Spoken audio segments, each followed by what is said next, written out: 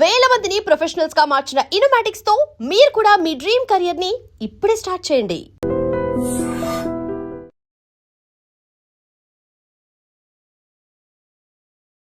Welcome to iDream media. So జనరల్గా ఇంట్లో ఇద్దరుంటే ఒకరికి డయాబెటీస్ అనేది ఉంటుంది. ఎందుకు ఈ సమస్య ఇంతలా పెరిగిపోయింది? సో డయాబెటీస్ రాకుండా మనం ఎటువంటి జాగ్రత్తలు తీసుకోవాలి?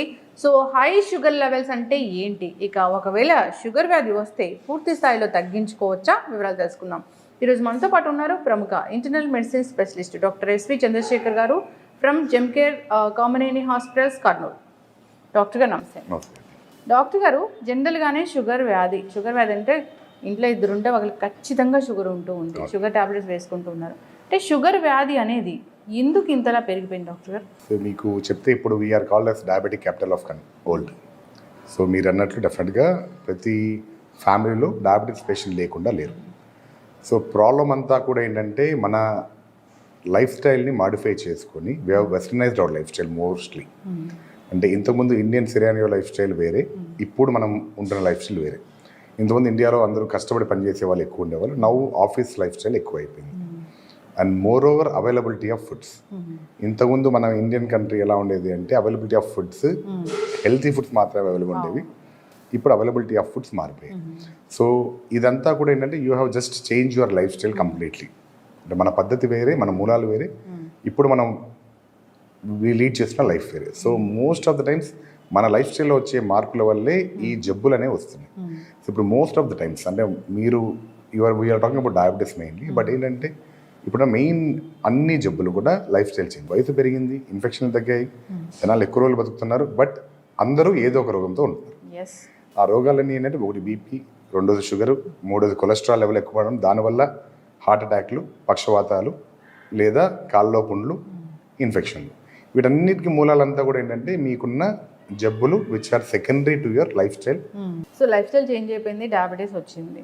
అంటే ఒకప్పుడు నిజంగానే ఇప్పుడు ఇన్ని ఇయర్స్ ఆఫ్ ఎక్స్పీరియన్స్ మీది, ఒకప్పుడు ఏ వయసులో ఆ డయాబెటీస్ చూసేవాళ్ళు, ఇప్పుడు ఎంత చిన్న ఏజ్లో డయాబెటీస్ చూస్తున్నారు డాక్టర్ గారు? టైప్ 2 అనేది మంచి ప్రశ్న అండి. ఎందుకంటే ద ఏజ్ హ్యాస్ చేంజ్డ్.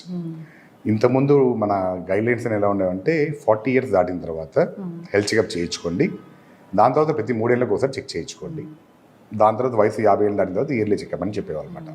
ఈ హెల్త్ చెకప్ కాన్సెప్ట్ వచ్చింది ఎందుకు అంటే అర్లీగా షుగర్ని, బీపీని డిటెక్ట్ చేయడానికి వచ్చింది. ఇప్పుడు మన ఓల్డ్ జనరేషన్ ఇప్పుడు 80-70లో ఉన్న వాళ్ళని పోల్చుకొని ఇప్పుడు 40 ఉన్న వాళ్ళని పోల్చుకుంటే మనకి వాళ్ళతో పోల్చుకుంటే we are getting diseases very early. Problem మళ్ళీ సేమ్ అనమాట. వాళ్ళు తిన్న తిండి వేరే, వాళ్ళు లీడ్ చేసిన లైఫ్ వేరే, మనం తింటున్న తిండి వేరే, మనం పని చేస్తున్న తీరు వేరే. సో ఈ రెండు చేంజెస్ వల్ల యంగ్ ఏజ్లో మీరు అడిగినట్లు బిలో 30 కూడా చాలా మందిలో షుగర్లు చూడడానికి జరుగుతుంది. సో దీనికి ముఖ్య కారణాలు ఏంటంటే లైఫ్ స్టైల్లోనే work style, to be frankly see. So పాత వాళ్ళకి వర్క్ ప్రెషర్ అనేది లేదు.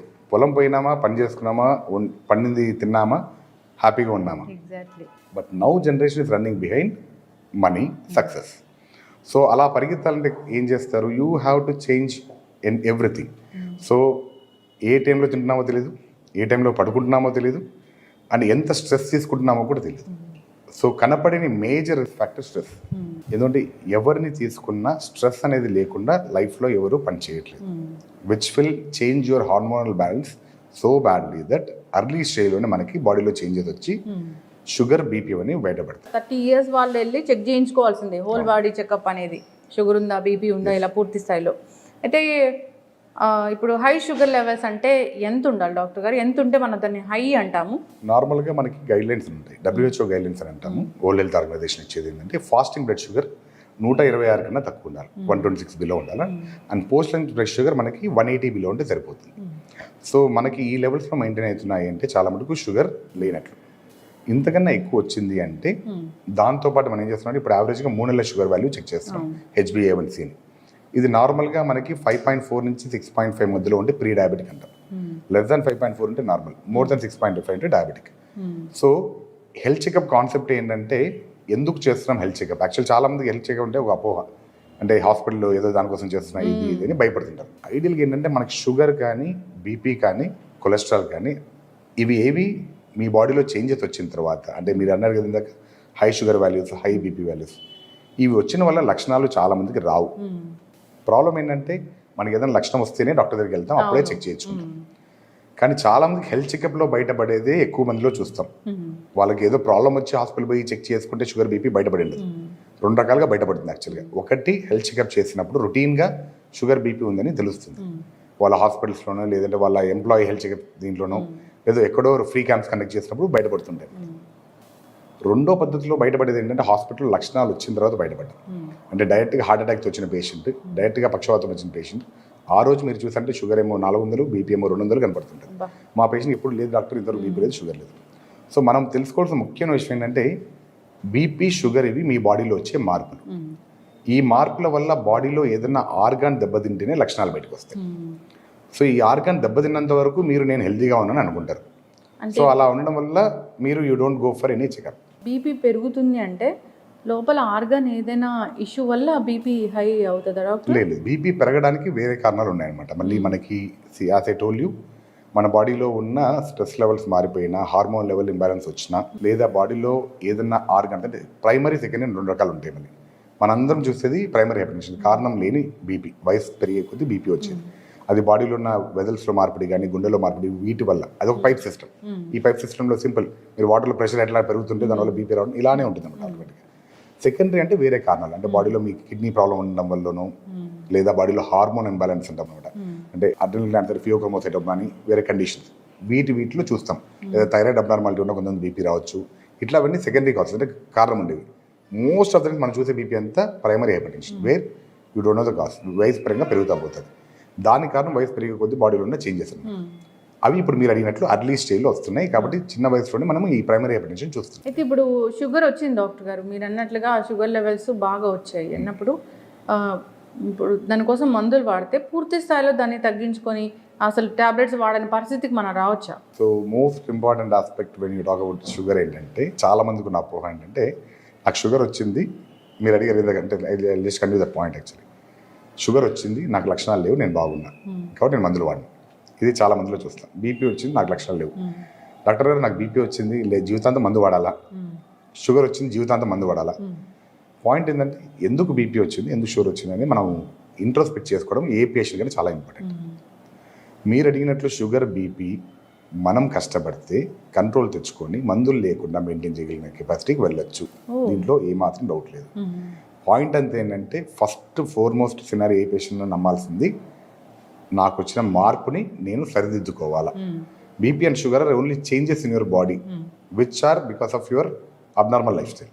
లైఫ్ స్టైల్ సెట్ చేస్తే your BP and sugar can come back to normal. ఇది పేషెంట్కి మనం అవగాహన చేయాలి. So as a doctor what I do personally is, నా పేషెంట్ రెండే చెప్తా. నా దగ్గరకు వచ్చావు, షుగర్ వచ్చింది, బాగానే ఉంది, బీపీ వచ్చింది, బాగానే ఉంది. నేను 2 రకాల ట్రీట్మెంట్ ఉన్నాయి. ఒకటి నువ్వు చేయాల్సింది, ఒకటి నేను చేయాల్సింది. నేను చేసే ట్రీట్మెంట్ కేవలం మందులు ఇస్తాను, బాబు ఈ పద్ధతి ఫాలో అవ్వమని నేను చెప్తాను. చెప్పిన తర్వాత చేయాల్సిందంతా ఎవరు? పేషెంట్. సో ఐడియల్గా first modality of treatment is with the patient, not with the doctor. So patient అది నమ్మాలి and we should make it believe. As a doctor మనం పేషెంట్ని అది నమ్మించాలి. ఆ లైఫ్ స్టైల్ చేంజ్ ఏ పేషెంట్ అయితే యాక్సెప్ట్ చేస్తాడో, వీళ్ళు ప్రాపర్గా లైఫ్ స్టైల్ మెయింటైన్ చేస్తూ వస్తే, and it is not temporary, జీవితాంతం లైఫ్ స్టైల్. మందులు వేసుకుంటావా, లైఫ్ స్టైల్ మార్చుకుంటావా, మోస్ట్ ఇంపార్టెంట్ అది. జీవితాంతం మంచి లైఫ్ స్టైల్ నేను ఫాలో అవుతాను అంటే ఆటోమేటిక్గా షుగర్, బీపీకి వాడాల్సిన మాత్రలు అవాయిడ్ చేసే కెపాసిటీకి మీరు రీచ్ కావాలి. That is only in hands of patient. Doctor నా దగ్గర వస్తే ఏం చేస్తాను, బీపీ రోజు వచ్చారు, పెరిగింది, మందుకు వచ్చి డోస్ పెంచాలి, మళ్ళీ మీకు అవగాహన చెప్పి పంపిస్తా. మీరు అది మార్చుకున్నంత వరకు డోస్ పెరుగుతా పోయే ఛాన్స్ ఉంది. షుగర్ వచ్చింది, మందు మారుస్తారు, బట్ మీరు మారినంత వరకు షుగర్ డోస్ తగ్గదు, మందు మారదు, లేదా మందు పెరుగుతా పోయే ఛాన్స్ ఉంటుంది. కొంతమందికి రేర్గా బాడీలో ఇన్సులిన్ డెఫిషియన్సీకి వెళ్ళే ఛాన్స్ ఉంటుంది.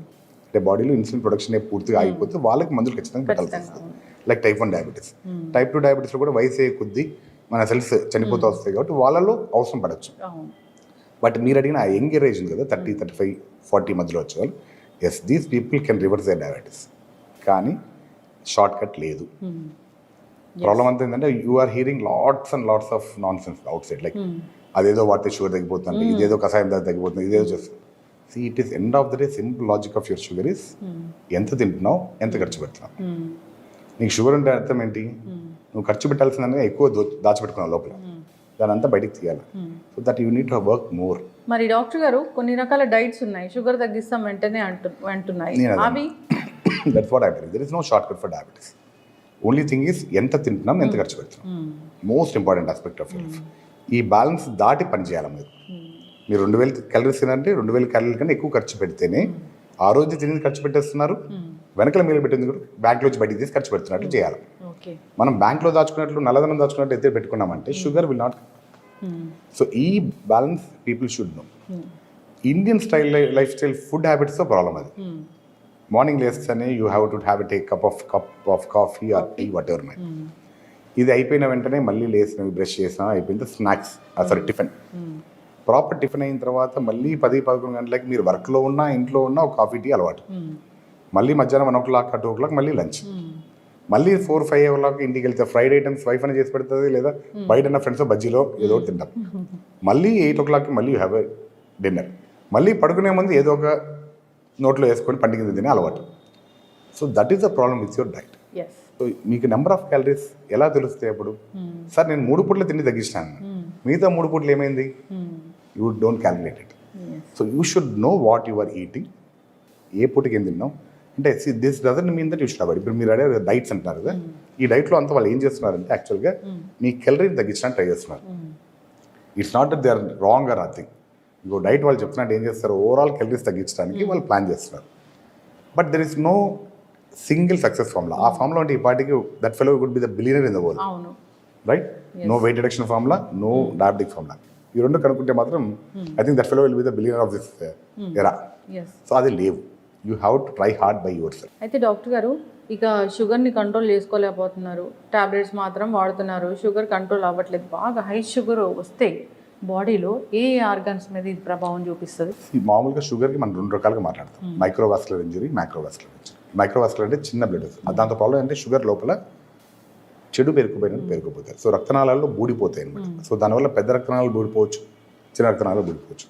సో ఈ చిన్న రక్తనాళాలు బూడిపోవడం వల్ల మెయిన్ వచ్చే కంప్లైంట్ ఒకటి కన్ను. సో ఐసైట్ తగ్గిపోవడం, లోపల రెటినల్ డ్యామేజ్ రావడం. సో దానివల్ల చూపు మందగిస్తా పోతుంది, తొందరగా క్యాట్రాక్ట్ రావడము, తొందరగా చూపు మందగించడం, తొందరగా అద్దాలు మార్చుకుంటూ పోవడం, ఇవన్నీ కూడా జరుగుతుంటాయి. 2 ఇంకొకటి ఏంటంటే మనకి వచ్చేది కిడ్నీ పైన ఎఫెక్ట్.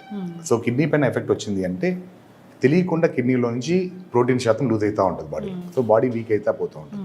2 కిడ్నీ పైన ఎఫెక్ట్ వచ్చి క్రియాటిన్ లెవెల్స్ పెరుగుతూ పోతుంది. సో దానివల్ల 2 ప్రాబ్లం. 3వ ప్రాబ్లం కాళ్ళు రక్తనాళాలు బ్లాక్ అయ్యండి, కాళ్ళు తిమ్మిర్లు రావడం స్టార్ట్ అవుతాయి. చాలా మంది యూరిన్ కంప్లైంట్ చేసి తిమ్మిర్లు వస్తున్నాయి, మంటగా ఉంది కాళ్ళని చెప్తారు. ఇవి 3 మేజర్గా చూస్తున్న మైక్రోవాస్కులర్ కాంప్లికేషన్స్. చాలా మందిలో చూస్తాం, చూపు ప్రాబ్లం చెప్పడము, యూరిన్ ప్రాబ్లం చెప్పడము, ఇది చెప్పడం. మేజర్ అంటే ఏంటంటే మనకి main organs heart, brain. So brain పైన ఎఫెక్ట్ వచ్చిందంటే బ్లాక్ అయిందంటే మొత్తం స్ట్రోక్. ఒక్కసారి కింద పడిపోయారంటే పక్షపాతం వచ్చిందంటే ఇంకా మనం ఏం చేయడానికి లేదు, బెడ్ రిడన్ అయిపోతారు. లైఫ్ స్టైల్ అంటే రీహాబిలిటేషన్ చేసుకుంటానే చేయాల్సి వస్తుంది. 2 హార్ట్ అటాక్ వచ్చింది అంటే అర్లీగా వచ్చారు అంటే తొందరగా రికవరీ ఛాన్స్ ఉంది, లేట్గా వచ్చారంటే ఆటోమేటిక్గా ప్రాబ్లం వస్తుంది. మళ్ళీ 3 కాళ్ళల్లో పుండ్లు అయిపోవడం. సో కాలు కట్ చేయడం, ఇవన్నీ కూడా ఇన్ఫెక్షన్ వచ్చి జరగడం, ఇవన్నీ రెగ్యులర్గా ఉంటాయి అన్నమాట. ఇవి పక్కన పెడితే బాడీలో ఓవరాల్ మెటబాలిజం కూడా మారుతూ వస్తుంది. మనం మెయిన్గా చూస్తున్న కాంప్లికేషన్ ఇవే అనమాట.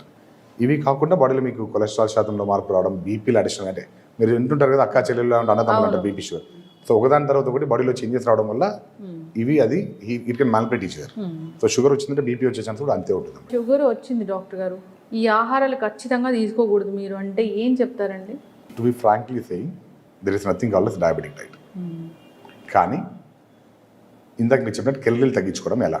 సో మనం ఎందుకు చాలా మంది డాక్టర్లు స్వీట్లు అవాయిడ్ చేయండి, షుగర్స్ అవాయిడ్ చేయండి, రైస్ తగ్గించండి, ఇవి చెప్తారు. This is routine practice which we do.